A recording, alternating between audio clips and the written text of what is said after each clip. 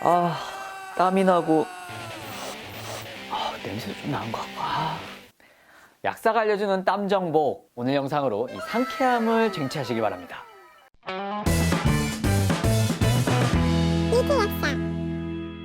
먹는 것이고 나를 만든다. 안녕하세요, 리틀 약사입니다. 이 손바닥이나 발바닥에서 땀이 많이 나시는 분들, 또 겨드랑이에서 냄새가 조금 심하신 분들, 우리 주변을 보면 다한증과 이 액취증으로 고생하시는 분들이 의외로 많습니다. 왜 땀이 나고 암내가 나는지, 그리고 이건 도대체 어떻게 해야 나아지는지, 제가 그 원인부터 약국에서 쉽게 구할 수 있는 몇 가지 제품까지 소개해 드리도록 하겠습니다.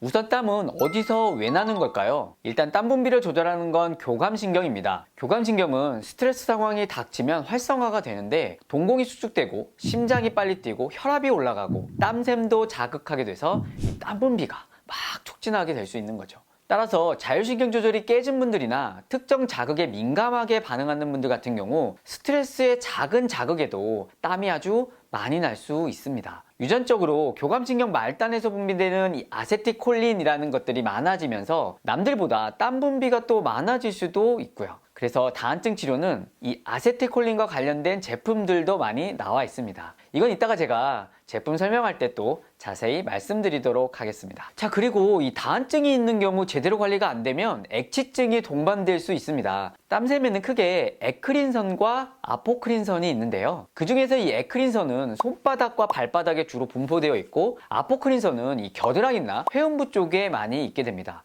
이 두 분비선의 차이는 주변에 이제 피지선이 있느냐 없느냐입니다. 피지선 주변의 아포크린선은 이 모낭과 연결돼서 지방성 땀이 배출되고요. 여기에 또 피부에 사는 그람 양성균이 이를 막 분해하면서 생기는 이 암모니아가 냄새를 유발하게 됩니다. 이것이 회음부라든지 겨드랑이에 냄새가 더 쉽게 생길 수 있는 이유입니다. 그렇다면 결국 땀 분비를 억제해줘야 이 냄새도 개선이 되겠죠. 어떻게 해야 땀을 줄이고 냄새까지 없앨 수 있는지 지금부터 같이 한번 보시죠.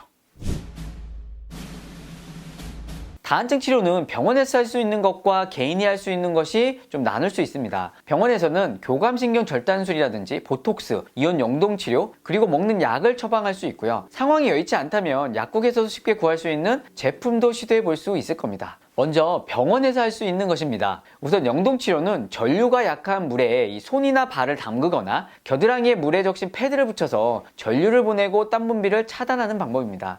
하지만 신체로 전류를 흘려보내는 과정에 피부를 자극할 수 있고요. 체내에 금속장치나 심장질환이 있으신 분들은 조금 피해서 하시는 게 좋겠습니다. 자, 보톡스는 국소다한증에 주로 이용을 하는데요. 약 50에서 100군데 정도의 주입을 한다고 합니다. 시술 과정은 간단하지만 유지 기간이 생각보다는 길지 않고요. 좀 매번 관리를 받아야 하는 부담이 있을 수도 있습니다. 자, 흉부교감신경 절단술은 흉곽경 내시경을 통해 가슴 속에 있는 교감신경을 절단하는 방법인데요.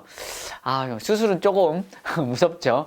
요즘은 이제 클립을 이용해서도 땀을 나게끔 만드는 교감신경을 클립으로 딱 집어서 차단하는 치료가 있다고 하니까요. 이런 부분들은 병원에서 담당의 선생님과 좀 상의를 해보셨으면 좋겠습니다.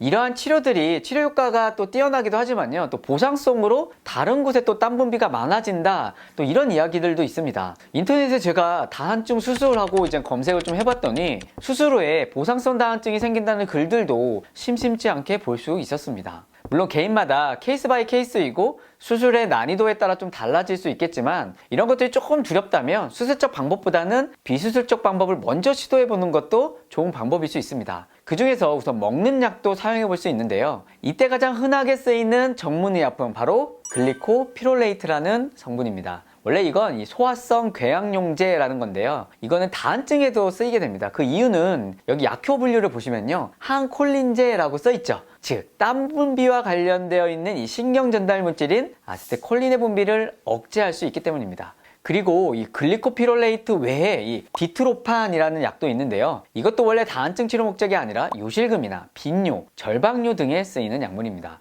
이러한 효능 외에 이 땀 분비를 억제하는 작용도 같이 있기 때문에 다한증에 쓰이기도 하는 겁니다. 이런 항콜린 제품들은 전신적인 작용을 있기 때문에 내가 원하는 곳에서만 작용을 하지 않고 입의 마름을 유발한다거나 장운동을 저하시켜서 변비를 유발할 수도 있습니다. 그래서 사실 다한증이 있으시는 분들이 1차적으로 약보다는 바로 바르는 외용제를 먼저 찾기도 합니다. 구독, 좋아요. 땀 분비 억제나 액취증 하면 떠오르는 거 바로 대표적인 제품들 데오드란트와 드리클로입니다. 많은 분들이 이 두 가지 제제가 모두 땀 분비를 억제하고 냄새를 제거할 거라고 생각하지만 이 두 가지 제품은 극명한 사용의 차이점이 있습니다. 우선 데오드란트는 암내를 없애는 탈취제에 가깝고 드리클로는 땀 분비 억제제에 가깝습니다.